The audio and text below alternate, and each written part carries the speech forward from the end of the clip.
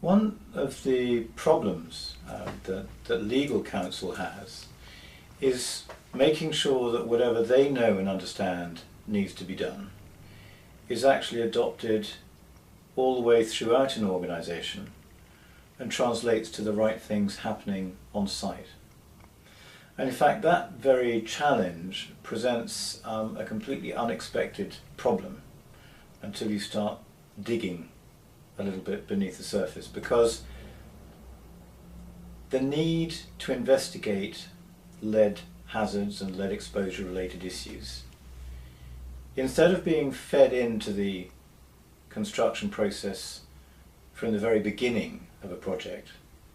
when a client decides he wants to have a particular piece of work undertaken and the necessary lead surveys and other inspections done at the beginning of the project life cycle, at pre-construction information stage, the level at which lead hazards and exposure risks usually emerge is at site level. And the last thing people on site want to do is to cause ripples and waves that are going to ripple further up the organisation and potentially cause problems that site-based personnel would rather avoid, for fear of being seen to be troublemakers or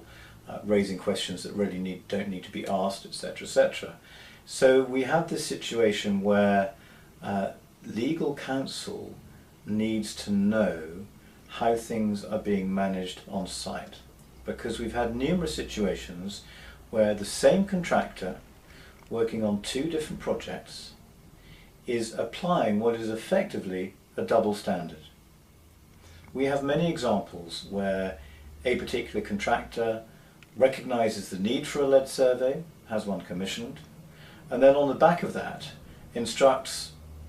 invariably the same specialist to come and deliver the relevant information, instruction and training,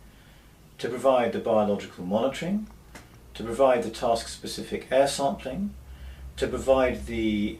interim contamination monitoring, and to provide the end-of-project final clearance testing. And that is a whole package of services that can be provided to make sure that the necessary things are done in the right way. And yet, the same contractor, with a different set of people, may be working for a different client in another part of the same city even, could be not doing any of the same things.